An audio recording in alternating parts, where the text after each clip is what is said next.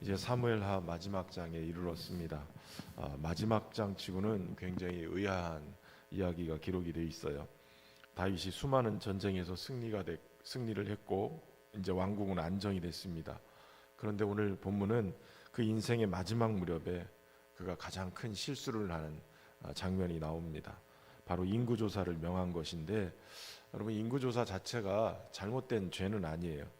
성경에 보면 민수기에서도 하나님은 모세를 통해서 인구조사를 하라고 명령한 적이 있죠. 근데 이게 왜 잘못이냐? 바로 다윗이 하나님이 아니라 군사의 숫자를 의지하려고 했다는 거예요. 지금까지 다윗은 여호와께서 싸우신다는 믿음을 가지고 살아왔는데, 어느 순간인가 자신이 이루어놓은 업적과 더불어서 군사의 숫자들, 병력, 국력 이런 것들을 믿음을 대신해서 의지하기 시작했던 것 같습니다. 여러분, 사탄은 우리의 삶에도 같은 방식으로 우리를 무너뜨리는데, 우리가 하나님을 의지하는 것 같은데 어느 순간인가 다른 것들을 의지하는 거예요. 통장의 잔고나 직장의 안정성이나 또 건강검진의 결과 이런 걸 더 의지하는 거죠. 오늘 본문의 말씀을 또 그런 과정 속에서도 하나님의 이 큰 은혜를 보여주고 있습니다. 몇 가지로 함께 살펴보면, 첫 번째는 교만은 하나님보다 눈에 보이는 것을 더 의지하게 만든다는 거예요. 다윗이 요압에게 이 군사의 숫자를 조사하라 이렇게 명령했는데, 오늘 본문에 보면 요압도 이게 뭐가 좀 잘못됐다라는 걸 인식한 것 같아요. 3절의 후반부에 보면, 그런데 내 주왕은 어찌하여 이런 일을 기뻐하시나이까, 이렇게 얘기를 하는 거예요. 요압은 그냥 믿음이 뛰어난 사람은 아니었어요. 그럼에도 불구하고 다윗이 내린 이 명령이 뭔가 좀 잘못됐다라고 느꼈다는 거예요. 왕의 명령이 강했기 때문에 어쩔 수 없이 인구 조사를 했는데 자그만치 9달 20날 동안 진행을 했어요. 그리고 그 9달 20날 동안 조사한 내용을 가지고 다윗에게 와서 보고를 합니다. 이스라엘에서 칼을 빼는 군사가 약 80만 명, 그리고 유다 사람이 50만 명입니다. 그러니까 130만 명의 군사가 있다. 우리나라는 좀 60만 명이 좀 안 되죠. 50만 명 좀 넘는 군인들이 있는데 130만 명 이러면 이 군인 이 숫자가 굉장히 큰 겁니다. 그러니까 이것이 다윗에게는 이 정도 군사가 있으니까 이제 안정감을 누릴 수 있어. 이러고선 안심했을지도 모르겠어요. 왜 하나님이 이것을 죄로 여겼느냐? 사실 사람의 생명은 하나님의 것이기 때문에 숫자를 세더라도 이 출애굽기 30장에 보면 인구 조사를 하고 그거에 대한 속전을 드리라고 하나님이 말씀하세요. 숫자를 세더라도 그것은 이 생명은 하나님께 있다. 그래서 하나님을 향한 이 겸손한 마음, 이거 잃지 말라는 거죠. 근데 다윗이 오늘 본문에 보니까 하나님께 묻지 않고, 그리고 오직 그의 관심은 하나님의 능력이 아니라 군사력에 있었다는 것을 알게 되어져요. 예전에 골리앗 앞에 설 때 소년 다윗은 전쟁은 여호와께 속한 것이다. 너는 칼과 단창으로 내게 오지만 나는 만군의 여호와의 이름으로 너에게 간다. 이렇게 얘기를 했어요. 그러니까 다윗은 오로지 하나님만 믿고 물맷돌 들고 갔단 말이죠. 근데 어느 순간인가 점점 익숙해지면서 자신도 모르게 병거와 군사의 숫자를 바라보고 의지하기 시작했다는 거예요. 여러분, 우리도 어느 날 보면 저 자신도 가만히 보면 교회의 사이즈, 재정의 크기, 그리고 여러 경험과 경력 이런 것들이 쌓이면서 그것을 더 의지하고 있는 것을 보게 되어져요. 여러분 어떠세요? 여러분도 건강을 의지하고 여러 가지 상황들을 계산해보고 이게 딱 떨어지면 이게 좀 손해나지 않는 것처럼 느껴지면 그걸 더 의지하고 살지는 않습니까? 하나님은 항상 언제나 우리의 믿음을 달아보시는 거예요. 숫자도 중요하고 안정감도 중요하지만 하나님은 그것보다 더 중요하게 여기시는 게 믿음이에요. 믿음. 어떤 것도 하나님보다 더 앞서서도 안 되고 더 의지해서도 안 되는 거죠. 여러분, 성도들은 눈에 보이는 성공보다 하나님을 의지하는 믿음을 먼저 붙들어야 될 줄로 믿습니다. 두 번째는 회개는 하나님의 긍휼을 경험하는 가장 빠른 길이라는 거예요.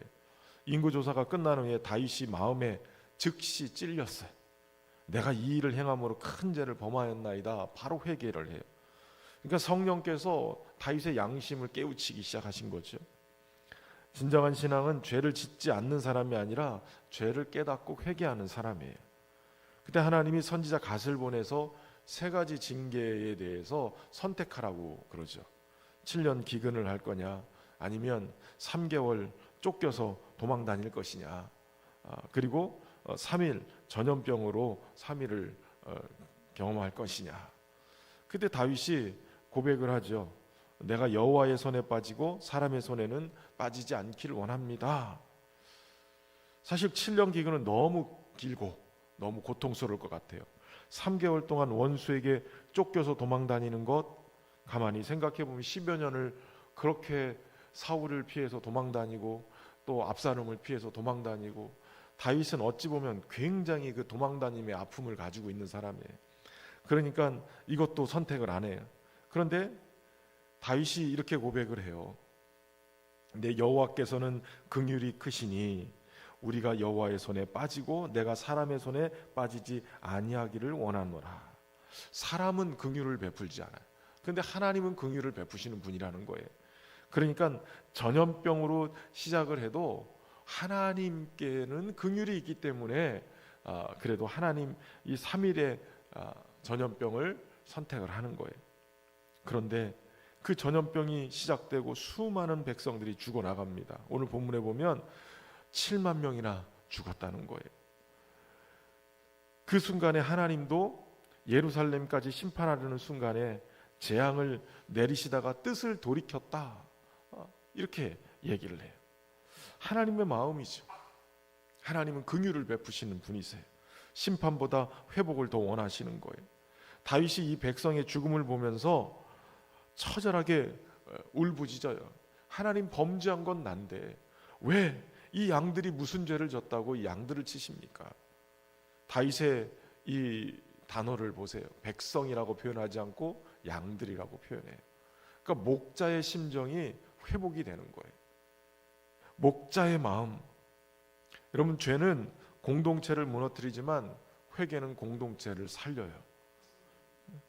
우리 역시 잘못을 변명하기보다는 하나님 앞에 먼저 긍휼을 베푸시는 하나님 앞에 회개하고 엎드리는 사람이 되면 하나님의 긍휼을 가장 빨리 경험할 수 있는 자가 될 줄로 믿습니다. 세 번째는 참된 예배는 희생을 통해서 은혜의 자리를 세운다는 거예요. 하나님께서 다윗에게 여부스 사람 아라우나의 타작마당에서 제단을 쌓으라고 갓선자를 통해서 얘기하시죠.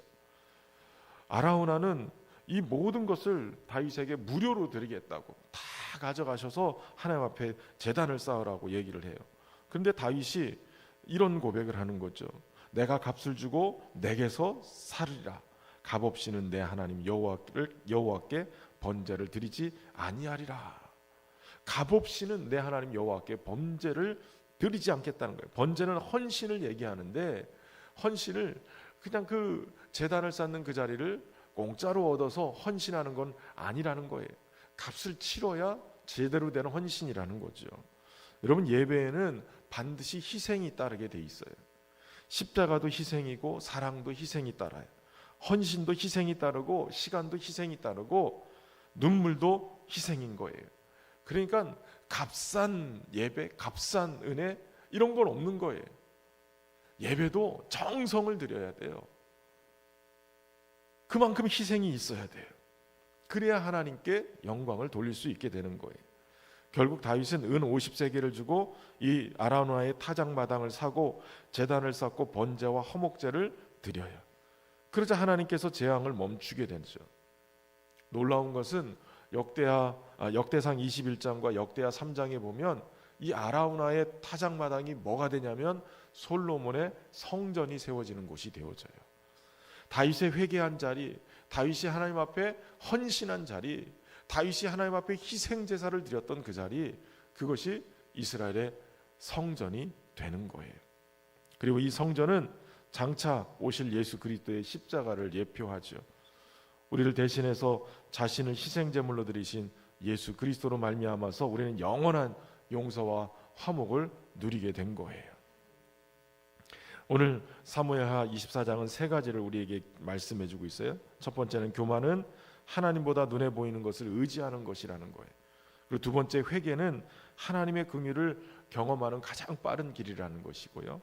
세 번째는, 희생이 있는 예배는 하나님의 은혜를 회복하게 한다는 거예요. 우리도 다윗처럼 실패할 수도 있고 무너질 수도 있어요. 그러나 회개할 수 있어야 돼요. 다시 헌신하고 은혜의 자리로 나가야 될 줄로 믿습니다.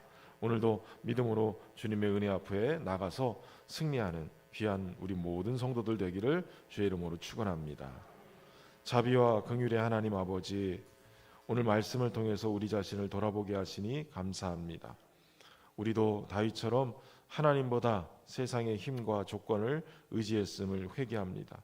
우리의 교만을 용서하시고 오직 주님만 의지하는 믿음이 우리 안에 있게 하여 주옵소서. 죄를 깨달을 때 변명하지 않고 엎드려 회개하게 하시고 사람보다 긍휼이 많으신 하나님의 손을 붙들게 하여 주옵소서. 가정과 교회의 회복을 주옵소서. 값없는 은혜를 잊지 않게 하시고 십자가 사랑을 기억하며 감사와 헌신으로 희생하며 주님 앞에 귀한 은혜를 구하며 살게 하여 주옵소서.